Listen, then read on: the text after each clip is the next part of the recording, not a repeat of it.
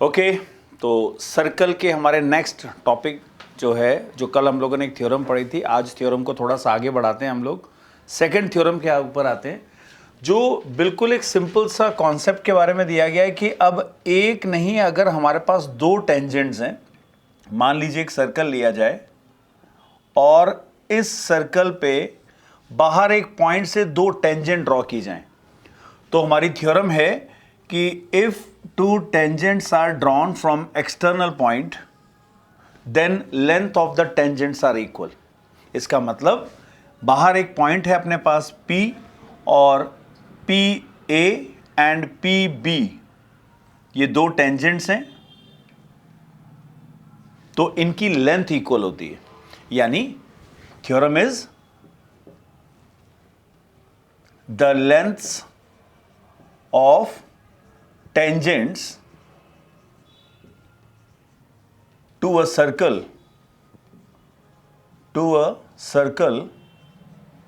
drawn from an external point are equal। अब ये इस पर्टिकुलर थ्योरम की कोई सिंपल वर्ड नहीं है, बट हम लोग यही एक फॉर्मेट यहां पे लेते हैं कि भी हमारे पास बाहर एक पॉइंट है और पॉइंट से दो टेंजेंट्स अगर ड्रॉ की जाएं तो उनकी लेंथ इक्वल होती है। तो ऐसे में अपने पास गिवन क्या है, इन ट्राइंगल, यानी ट्राइंगल नहीं, एक सर्कल दे रखा है जिसका नाम मैं COR लिख देता हूं, यानी मैं यहां पे एक स्पॉट करने वाला हूं उसका सेंटर, और रेडियस है R। PA and PB are two tangents। ठीक है, क्लियर। अब हमें प्रूव क्या करना है, टू प्रूव PA और PB की लेंथ इक्वल है। क्लियर। सो PA और PB की लेंथ अगर इक्वल हमने प्रूव करनी है तो उसके लिए सेंटर का यूज तो करना पड़ेगा, और हम लोगों ने पिछली थ्योरम पढ़ी थी एक्सटर्नल पॉइंट के बाद थी क्या, जो भी टेंजेंट बनाई जाए A और B हमारे पॉइंट ऑफ कांटेक्ट है। तो पॉइंट ऑफ कांटेक्ट है तो सेंटर से अगर मैं इसको ज्वाइन कर देता हूं तो वो रेडियस हो गई, यानी radius from the point of contact. अब रेडियस जो है, जो पॉइंट ऑफ कांटेक्ट से बनी है, वो परपेंडिकुलर है। इसका मतलब हमारी कंस्ट्रक्शन एक होगी,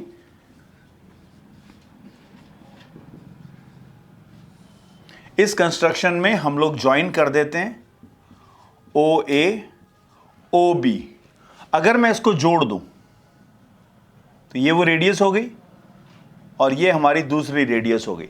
इसका हम लोग एज इट इज यूज करेंगे, और एक काम करते हैं, क्योंकि कॉन्ग्रुएंट लेने हैं, लेंथ इक्वल करना चाहते हैं, तो हम लोग OP को भी ज्वाइन कर देते हैं। तो मैं बाहर वाले पॉइंट को भी ज्वाइन कर देता हूं। तो ये कंस्ट्रक्शन हमें लिखनी होगी, एंड देन हम लोग यहां पे लेते हैं इसका प्रूफ। अब प्रूफ के लिए पहले अपन थ्योरम का प्रयोग करते हैं, यानी बाय द थ्योरम, जैसे हमें मालूम है OA and OB are radii, इतना ही लिखना बहुत होगा, इससे थ्योरम क्लियर हो जाएगी। अगर ये दोनों हमारी रेडियाई हैं तो फिर by the theorem OA perpendicular होगा PA के एंड OB परपेंडिकुलर होगा PB के। क्लियर। तो ये हमारे पास दोनों दे रखी है। अब इसका रीजन यहां लिख सकते हो बाय थ्योरम। अब बाय थ्योरम ये वाला पार्ट हो गया। अब आप इसमें ये देखो, हम लोग चलते हैं वो ट्राइंगल, क्योंकि लेंथ इक्वल लाना चाहते हैं और हम लोगों ने अभी 90 डिग्री कर दिया है, तो let me write this one as angle 1 and angle 2। अब हम लोग लेते हैं इन triangle OPA and triangle OPB। अब ऐसे में राइट एंगल आ चुका है। अगर आप इस डायग्राम को यूं भी बना दो, ये एंगल 90 डिग्री हो चुका है, तो मैं इसको 90 डिग्री वाले सिंबल से डिनोट कर देता हूं। ठीक है, तो R right angle, H hypotenuse और S साइड। हाइपोटेन्यूज देखो 90 के सामने वाली जो साइड होती है ना, इसको हाइपोटेन्यूज कहते हैं। तो हाइपोटेन्यूज दोनों के ट्राइंगल में सेम है। इसका मतलब मैं RHS का प्रयोग कर सकता हूं। तो R यानी कि राइट एंगल, यानी लिखूंगा मैं angle 1 is equal to angle 2। ये हम लोगों ने अभी यहां पे लिया है। तो मैं इस स्टेटमेंट को ऐसे हाईलाइट करके यहां पे नंबर 1 डाल दीजिए और यहां लिख देंगे हम लोग फ्रॉम 1। ठीक है, ये हो गया R यानी राइट एंगल। RH हाइपोटेन्यूज, तो OP is equal to OP, ये कॉमन है तो यहां मैं कॉमन लिख देता हूं। और S एक साइड, तो OA is equal to OB है, क्योंकि ये दोनों हैं हमारी रेडियस। तो यानी आप इज इक्वल टू R लिख सकते हो इसको। तो ट्राइंगल कॉन्ग्रुएंट हो जाएंगे। तो हम लोग यहां लिख सकते हैं triangle OPA is congruent to triangle OPB। हुआ कहां से? ये हो गया बाई RHS। ठीक है, अब हमारा यहां पे CPCT वाला फॉर्मेट आ जाएगा, PA is equal to PB। ये हो गया CPCT। ध्यान रखना है, ये हमें थ्योरम ये बताती है कि अगर बाहर के किसी पॉइंट से दो टेंजेंट ड्रॉ की जाएं तो उनकी लेंथ इक्वल होती है। ये इस थ्योरम का पहला पार्ट है। बट इसी के साथ एक स्टेटमेंट और भी लिख सकते हो, क्योंकि जैसे CPCT एक बना है तो मैं यहां पे एक और CPCT लेके आ सकता हूं जिसमें यह बताया जाएगा कि ये दोनों एंगल भी इक्वल है। तो लेट अस से 3 and 4। तो एक एडिशनल पार्ट है, अगर एग्जाम में थ्योरम आती है तो सिर्फ इतना ही करना है। और अगर आप इसका यूज करना चाहते हो तो ये लिख सकते हो कि हमारा यहीं से CPCT पे एंगल 3 जो है वो एंगल 4 के इक्वल आएगा। ये भी CPCT का ही पार्ट है। तो हम लोग एक लाइन और लिख सकते हैं, वो है line joining the centre and the external point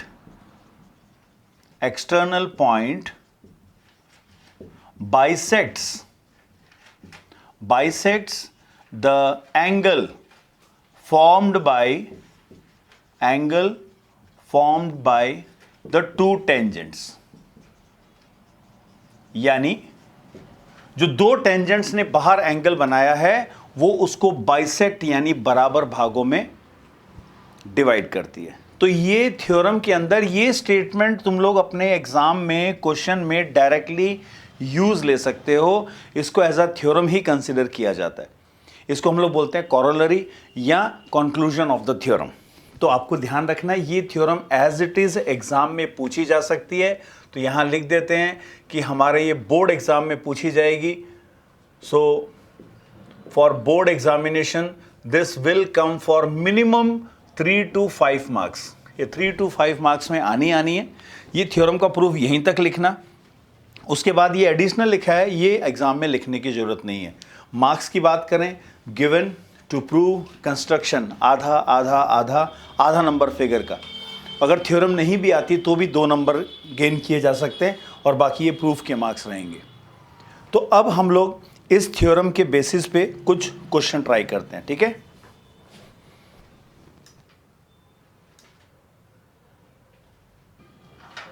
okay. एक क्वेश्चन है अपने पास जहां लिखा हुआ है AP and AQ are two tangents to a circle and BC is also a tangent to the circle at point D। तो हमारे पास कुल मिला के यहाँ पे 3 टेंजेंट्स हैं। अब अगर 3 टेंजेंट्स हैं तो हमें प्रूव करना है कि perimeter of the triangle ABC, ये जो ABC ट्राइंगल अपने पास है, ABC ट्राइंगल, वो twice the length of tangent AP है। तो दोनों टेंजेंट्स हैं अपने पास, PA भी हो सकती है, AP टेंजेंट भी ले सकते हैं, या हम लोग AQ टेंजेंट भी ले सकते हैं। इसके लिए आप लोगों को सबसे पहले देखो, जब भी इसका प्रूव करना है तो ध्यान ये रखना है कि बाहर एक्सटर्नल पॉइंट हैं 3। ठीक है, और हमें ये थ्योरम है। अब ऐसे में गिवन टू प्रूव तो लिख देना, मैं गिवन यहां पे लिख देता हूं कि हमारे पास गिवन में AP, AQ and BC are tangents। सबसे पहली चीज, गिवन का आधे नंबर मिल गए। टू प्रूव, हमें प्रूव करना है कि perimeter of triangle ABC is double AP, ये प्रूव करना है। कंस्ट्रक्शन, क्योंकि सेंटर का प्रयोग नहीं किया गया तो एक हमें कंस्ट्रक्शन यहां जरूर लेनी होगी। वैसे कंस्ट्रक्शन नहीं भी लोगे तो भी चल सकता है, इसलिए मैं अभी हाल फिलहाल कंस्ट्रक्शन हटा देता हूं। ये कैसे प्लान आउट कर रहे हैं इसका? सबसे पहले अपने पास एक्सटर्नल पॉइंट है। अभी जो थ्योरम बताई वो ये है कि एक्सटीरियर पॉइंट से दो टेंजेंट्स की लंबाई इक्वल होती है। हमारे पास एक पॉइंट यहां पे भी है। तो अगर मैं इसका डायरेक्ट प्रूफ स्टार्ट करूं, देखो बहुत इजी प्रूफ होगा इसका। पहले लिख देता हूं A is an external point, यहीं पे डायरेक्टली मैंने लिख दिया, then AP is equal to AQ। ये लेंथ लिख दी। ये कहां से आया? This is by theorem. अब आप लोगों से यही काम करना है थ्योरम की जगह। अब बाय थ्योरम भी लिख दोगे तो भी चलेगा, क्योंकि मेंशन कर चुके हैं कि ऊपर टेंजेंट्स हैं, एक एक्सटर्नल पॉइंट है और थ्योरम ने बताया था इनकी लंबाई इक्वल होती है। सिमिलरली इसी प्रकार ये हो गया एक पार्ट। इसी प्रकार B भी एक्सटर्नल पॉइंट है, तो हम लोग यहां लिख सकते हैं सिमिलरली ये जो BP है वो BQ के इक्वल हो जाएगा और जो CP है CQ और CD के इक्वल हो जाएगा। क्यों? हमारे पास ये एक्सटर्नल पॉइंट था, ये दोनों की लंबाइयां इक्वल होंगी, तो मैं यहां ऐसा मार्क कर देता हूं। फिर B एक एक्सटर्नल पॉइंट है, तो B से P और B से BD, तो यहां पे हमारे पास ये BQ नहीं होगा, ये हो जाएगा BP एंड BD। ठीक है, इनकी लेंथ भी इक्वल होगी। फिर है CD और CQ, ये लेंथ भी इक्वल होगी इसके। ठीक है, तो ये डायग्राम हम लोगों ने लिख दिए, हम लोगों ने ये सारे फॉर्मेट यहां पे बना दिए। मैंने इन सबको नंबर डाल देता हूं 1, 2 और 3। बस ये एक ही थ्योरम इसमें काम आनी थी, सेंटर का प्रयोग कर नहीं रहे। अब पेरीमीटर क्या होता है? पेरीमीटर जानते हो? So perimeter of triangle ABC का मतलब है सारी साइड्स का सम। अब सारी साइड्स का सम में क्या आएगा? AB plus BC plus AC। थोड़ा सा तोड़ते हैं इसको, AB को AB रहने देते हैं, क्योंकि BC के दो टुकड़े हमें यहां पे दिख रहे हैं, तो मैं लिख देता हूं BD प्लस DC और यहां पे आ गया AC। तो ये मैंने, आप देख सकते हो यहां पे एक लेंथ के हम लोगों ने दो पार्ट लिख दिए। ये दोनों पीसेस मिलके हमारा BC साइड बनेगी। अब गिवन पे चलते हैं। AB को AB रहने देने, इसके बारे में कोई इंफॉर्मेशन नहीं है, पर BD देखो कहीं लिखा है, ये लिखा BD की जगह लगा दीजिए BP।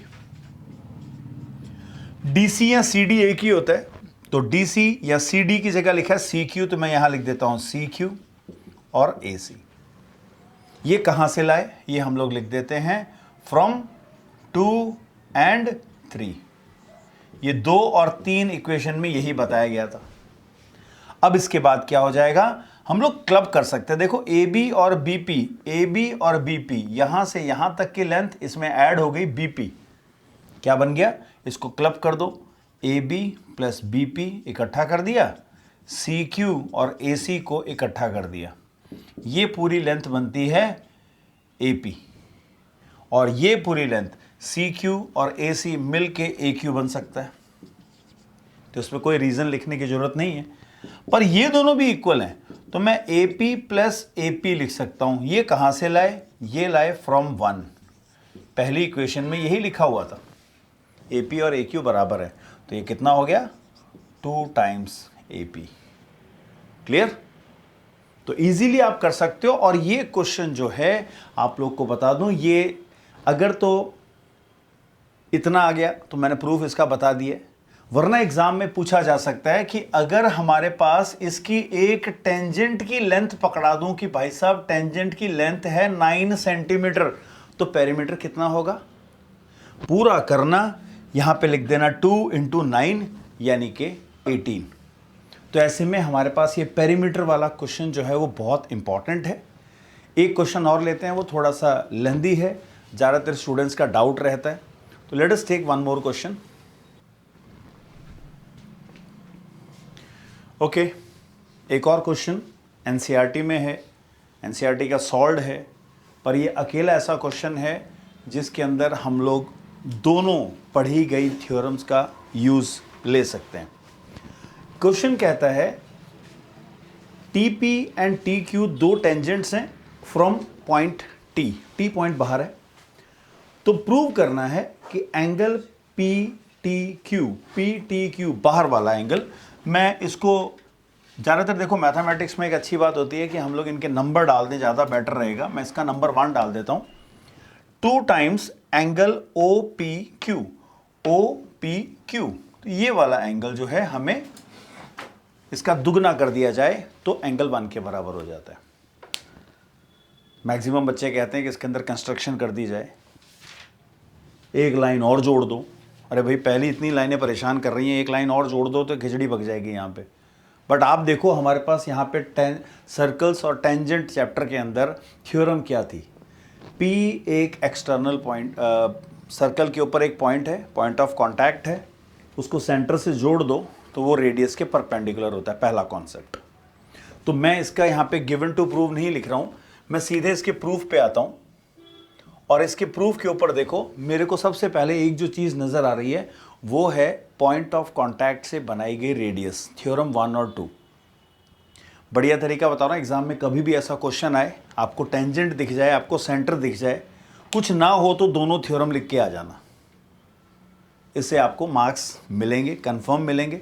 हमारे पास सेंटर है तो बस उसको लिखना कैसे, मैं ऐसी थ्योरम लिख के आऊँगा तो बेवकूफ़ी है, फिर पढ़ाई से फ़ायदा क्या और मेरी क्लास अटेंड करने से फ़ायदा क्या। तो अपने पास यहाँ सेंटर है, बाहर एक पॉइंट ऑफ कांटेक्ट है, यहाँ लिख सकते हो आप P is point of contact, ठीक है। इसका मतलब ये हुआ, and OP is a radius. इतनी बहुत है इंफॉर्मेशन टीचर के लिए, एग्जामिनर के लिए, जो ये कहेगा अच्छा पॉइंट ऑफ कांटेक्ट है, बच्चे ने रेडियस बनाई है तो एक एंगल पक्का हो गया कि एंगल O, या यहां पे एक सिंपल लाइन लिख देता हूं, OP परपेंडिकुलर होगा PT के। अब परपेंडिकुलर का मतलब होता है राइट एंगल, राइट एंगल का मतलब होता है 90 डिग्री। दो एंगल मिल के 90 बना रहे हैं, हमारे पास है नहीं तो मैंने दूसरे वाले का भी नाम यहां पे लिख दिया 3। तो मैं यहां कह सकता हूं एंगल 2 प्लस एंगल 3 मिलके 90 डिग्री बनते हैं। तो इसको इक्वेशन 1 लिख के छोड़ देते हैं, मेरे को और कुछ नहीं आता। तो मैंने अपनी पहली थ्योरम लगा दी। अब दूसरी थ्योरम क्या कहती है, क्या बाहर कोई पॉइंट है एक्सटर्नल? बिल्कुल, बाहर एक पॉइंट है T, तो T से दो टेंजेंट बनी है। हमारी दूसरी थ्योरम कहती है इनकी लंबाइयां इक्वल हैं। चलो ये स्टार्ट कर लेते हैं। अब हम लोग ये भी जानते हैं T is an external point. अगर एक एक्सटर्नल पॉइंट है तो थ्योरम के अंतर्गत TP और TQ इक्वल होंगे, सही है। ये भी थ्योरम है, ये भी थ्योरम है। यहां लिख देता हूं मैं Y, तो ये आप करोगे भाई। दूसरी भी थ्योरम है Y, ये भी आपको इच्छा हो तो एग्जाम में लिख के, और नहीं लिखोगे तो भी नंबर मिल जाते हैं। अब ये दोनों लेंथ इक्वल है भाई, मेरे को तो यहां एंगल इक्वल करना है, साइड से तो कोई फायदा ही नहीं है। अब देखो ट्राइंगल को, यदि किसी ट्राइंगल में दो साइड इक्वल हो तो 9th में पढ़ा था उनके सामने वाले एंगल भी इक्वल होते हैं। तो हम चलते हैं नाउ इन ट्राइंगल TPQ। अब हमने यहां पे क्या लिखा है कि TP TQ के बराबर है, इसका मतलब इनके सामने वाले। भाई हमारे पास देखो TQ के सामने वाला 3 तो है, बट TP के सामने वाला एंगल नहीं है, इसलिए मैं इसका नाम भी डाल देता हूं 4। करेक्ट। तो ये दोनों लेंथ इक्वल है, तो यहां लिख देता हूं since TP is equal to TQ, इसका मतलब TP के सामने वाली साइड एंगल पकड़ो, तो T ये है TP, तो TP के सामने कौन है 4, यहां लिख दो एंगल 4 बराबर होगा एंगल 3 के। ये कहां से लाए, ये 9th क्लास की थ्योरम है, इसे लिखते हैं हम लोग angles opposite to equal sides. ये वो दो एंगल्स हैं जो इक्वल साइड्स के आमने सामने थे, तो ये दोनों इक्वल हो गए। अब दोनों इक्वल हो गए भाई, हमने 3 चीजें तो अप्लाई कर दी, अब मेरे समझ में नहीं आ रहा, इतना भी छोड़ के आओगे तो आपको 5 में से 3 नंबर मिलने। बट हमने अब यहां पे कॉन्सेप्ट पकड़ना है, हमें एक ट्राइंगल दिख रहा है, ट्राइंगल के 3 एंगल्स हैं, तो तीसरा concept, in triangle TPQ angle 1, angle 3 और एंगल 4 मिलके क्या बनाते हैं? 180। 3 और 4 तो इक्वल हैं, 3 का लिंक इसके साथ है, यहां पे चेक कर लो। तो यहां पे मैं लिखूंगा एंगल 1, एंगल 3, मेरे को एंगल 4 की आवश्यकता नहीं है, तो 4 की जगह मैं 3 लिख सकता हूं। ये बन गया 180 डिग्री। क्लियर? अब इसका मतलब ये हुआ, ये हो गया एंगल 1, ये हो गया दुगना angle 3 is equal to 180 degree. तो एंगल 1 कितना हुआ? मैं 180 और ये उठा के उधर ले जाता हूं। अब जब ये टर्म उस तरफ जाएगी तो -2 टाइम्स एंगल 3 हो गया। अब यहां से एंगल 3 क्या बनेगा? समझदार हो, क्योंकि अगर एंगल 2 प्लस एंगल 3 मिलके 90 है तो एंगल 3 बन जाएगा 90 डिग्री माइनस एंगल 2। तो मैं इसका यहां यूज कर रहा हूं, तो दुगना एंगल 3 की जगह लिख देंगे 90 डिग्री माइनस एंगल 2। ओपन करो, ये हो गया 180 डिग्री, ये हो गया 2 × 90 बन गया 180 डिग्री, माइनस माइनस होता है प्लस, दुगना एंगल 2, ये हो गया कैंसल, आ गया हमारा आंसर। क्लियर? तो ये है एक सिंपल, मैं सिंपल तो नहीं कहूंगा, थोड़ा सा मेहनत वाला क्वेश्चन था, क्योंकि इसमें 3 कॉन्सेप्ट लगे हैं। पहली थ्योरम, दूसरी थ्योरम, तीसरा कॉन्सेप्ट 9th का, और ये तीसरा, चौथा। तो इसका मतलब ये हुआ, ये क्वेश्चन जो है वो 3 नंबर का तो नहीं आएगा, ये 5 नंबर का एक इंपॉर्टेंट क्वेश्चन है, जहां हमारी दोनों थ्योरम यूज में आई है। ठीक है, तो दोनों थ्योरम मैंने अपनी तरफ से करवा दी हैं। अब हम लोग अगली क्लास के अंदर इनके मिक्स क्वेश्चन लेंगे, और जिसके साथ हम लोग कह सकते हैं सर्कल इज ओवर। ठीक है, तो ये क्वेश्चन आप लोग अभी तो प्रैक्टिस करो, क्योंकि इंपॉर्टेंट है और कॉन्सेप्ट लगता है मेन। आपको मैंने बार बार बोल रहा हूँ, डायग्राम देखो, सेंटर का यूज हुआ है बाहर के पॉइंट ऑफ कांटेक्ट से, तो पहली थ्योरम लगेगी। बाहर एक्सटर्नल पॉइंट है और 2 टेंजेंट बनी है, तो उनकी लेंथ इक्वल होगी, और ऑपोजिट एंगल इक्वल वाला कॉन्सेप्ट भी ले सकते हो। 2 ही थ्योरम है, तो बड़े आराम से आप लोग सर्कल्स कर सकते हो। तब तक वेट करो नेक्स्ट वीडियो का और शेयर करते रहो।